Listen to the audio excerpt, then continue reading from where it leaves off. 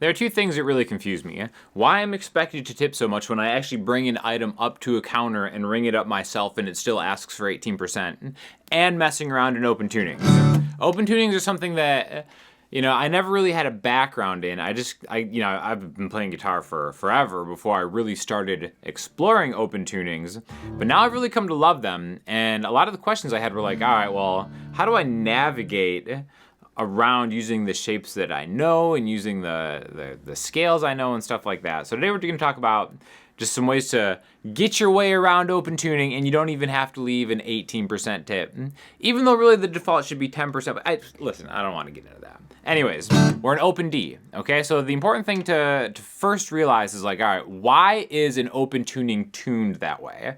Ton of different open tunings. This one happens to be D, A, D, F sharp, A, D, okay?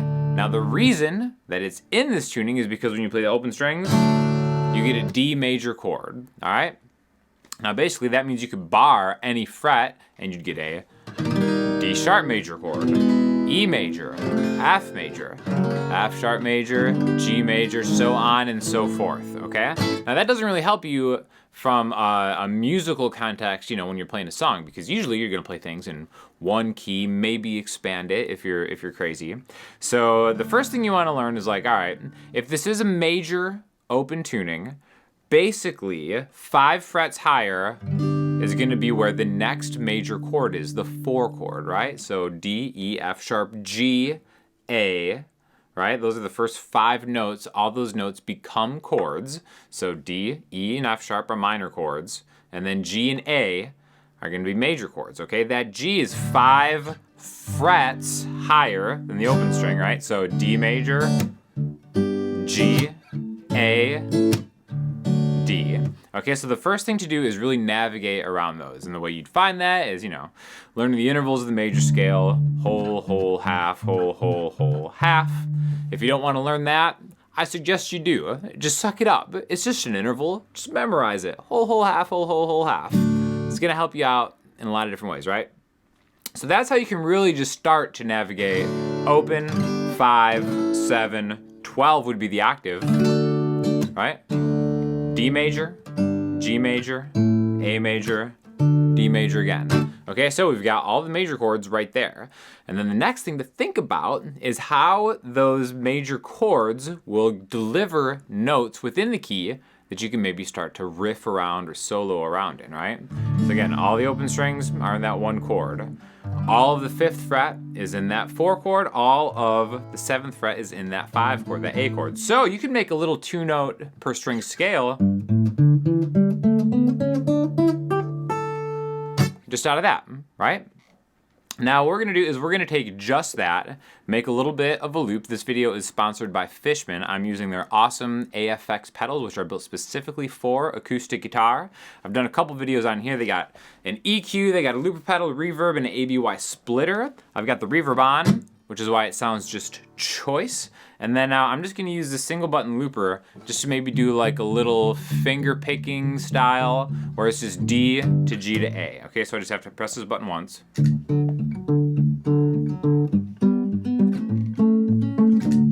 And then I've got that on a loop, right? Now the cool thing about this is if I'm like, you know,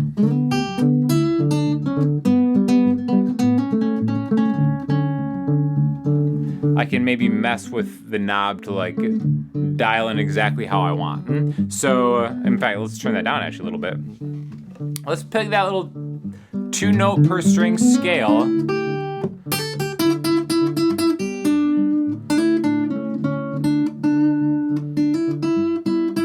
And then it's like me, I want to go higher.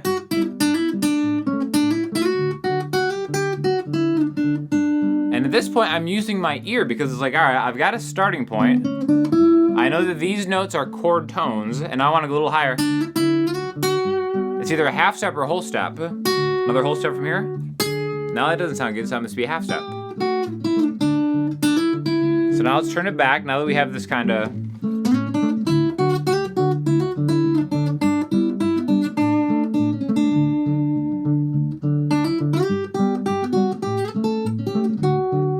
And then the trick is, there's never 2 half steps in a row, in a key. Remember, whole, whole, half, whole, whole, whole, half. So if you find a half step, you know the next one is going to be a whole step. Which also leads me to the 12th fret, which all those notes are in that.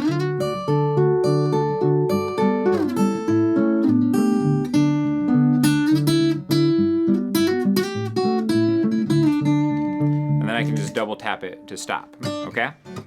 Also using the Fishman Loudbox Artist amp right here, which I've gigged with many times. It's just a Fishman party. I got the Fishman pickup in this Breed Love. Really, the synergy of the Fishman people are being well represented here, so thank you to them for sponsoring the video. Affiliate links are in the description. But that's just the major chords, okay? So even though, you know, you're like, all right, I got some chord tones, I got 2 spots here, because they're just 2 major things, it doesn't really have a lot of the spice that maybe I'm used to from my whole shapes that you may have been practicing before, right? So the one thing, like I said, you can use your ear and just kind of experiment to branch off. I think a better way to do it is to think of the other chords in this key, okay? So again, D, A, D, F sharp, A, D. So you'll notice that there's only 3 different notes there. That's why, again, an open chord triad. What makes it major, a D major chord, is that F sharp, all right? So that's actually, if you think of the G string, the 3rd fret traditionally, even though I like to call this the 4th string instead of the 3rd string, but if you think of the traditional G string, this is now tuned down to an F sharp. So that's gonna be what makes this major, okay?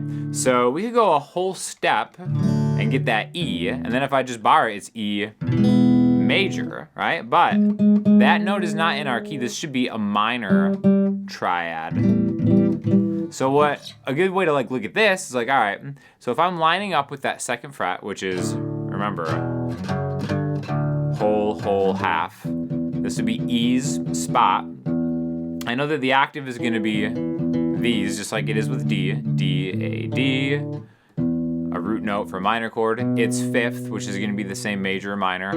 And then it's, again, that's the tricky part, okay? So, when you think of it as like, all right, it's either gonna be a major 3rd or a minor 3rd, it makes it a little simpler, okay? So when we're rooting on the 2nd fret and it's a minor chord, we're gonna get that right there.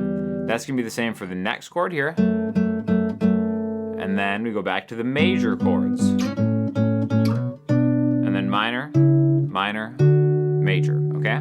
That's why it's really important to know that, you know, there's only 7 notes in the key. The 1, 4, and 5 chords are major. The 2, 3, and 6 chords are minor. And that 7th one we can talk about in a second. But this is a great practical application of that knowledge because it's just that G string that is differentiating between major and minor. So when you're playing in an open tuning, that makes all the difference. Usually, regardless of what open tuning you're playing in, one of the chords is gonna, or one of the strings is probably gonna be strung to a minor or major 3rd. Again, there are exceptions with suspended chords and stuff like that, but I think this is a good rule of thumb to think about why this is special, right? So now, it's like, all right, if I've got these here, I can add other chords, and one of my favorite things about open tunings is leaving maybe like the top open. And that sounds great, right? Because we've got the 1 chord is just open. The 2 chord, what I'm doing is I'm getting the root note and the octave, so an E and an octave E. So I'll just still call the string names by their, you know, by their earth names, E, A, D, G, B, E, even though they're tuned differently. So I've got the 2nd fret on the E string and the D string, and then I've got that minor 3rd on the G string, right? And I can still strum all 6 because I know those are gonna be in this tuning, even though I'm adding notes from the D majorness of it. So there's a 2 chord, there's the 3 chord. I can make the 4 chord, the 5 chord, that 6 chord. See, there's my minor 3rd again,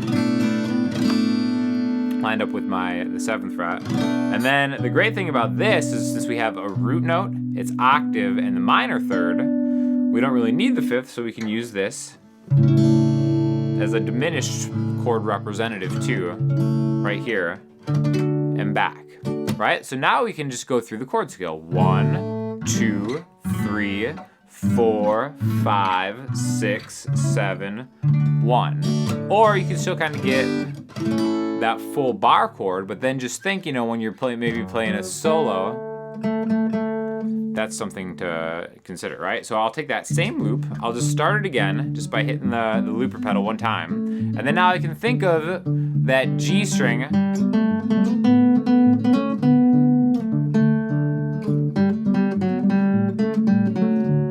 right? I'm just thinking of it as in relation to where that minor chord is.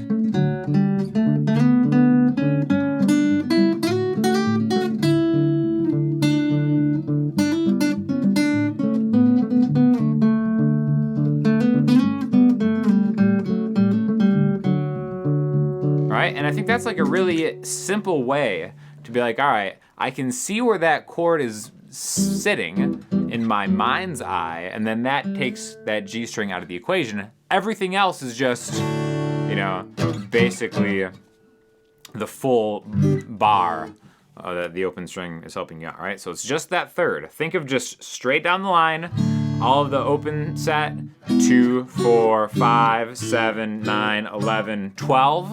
And it's like, all right, just think of those as 6 strings all the way down the line. And then just for the minor chords, or that 7th degree, you just adjust the G string back once. And then you have literally every single note on the fretboard memorized. A cool way, especially like soloing in an open tuning, is finding out where that chord scale is and maybe just playing the highest 3 strings, right? So you already know that open, 5, and 7 are gonna be the major chords. Well, we can make a little minor chord shape. 1, 2, 2, 3, 4, 4, right? So now it's like, all right, well now I'm getting the higher strings, and especially when I have like a finger-picked lower style thing, I can make them sit. I can also engage the EQ to maybe sit it out a little more, right? So maybe if I want to boost the mids here, I can kind of get up a little bit. It's like, all right, that can snap through a little heavier, right? So if I play the loop, major chords right here.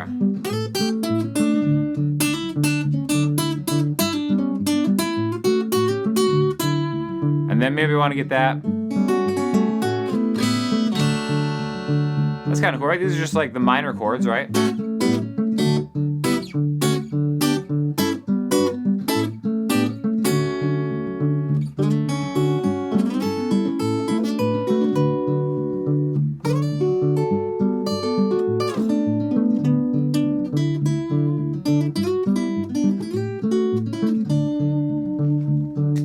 All right, so, you know, it's just like taking a minute to really think about what the open tuning is helping you with. And again, it doesn't matter what the open tuning is, there's all sorts of weird ones out there. It's tuned that way for a reason. To sort of figure it out is kind of like the secret to any open tuning. Again, this one is just, all right, we're just making all the major chords really easy. I'm gonna disengage that EQ there, and then it has that nice full body again, right? And then just think of like, all right, it makes all the intervals come together in a better way, because again, we have a D string, an octave D, and then another octave D. So as long as you know your intervals like this, you know 3 of those are there, and then, you know, they just all kind of stack together to make cool chords. And then everything just becomes a lot easier. You can solo, definitely get yourself a loop pedal. I think it's like the #1 tool that you could get. But again, all the Fishman AFX pedals are really, really good, and they're super, super affordable. So like I said, affiliate links are in the description. If you have any questions, hit me up in the comments section, Instagram, or the website. I'll talk to you all soon.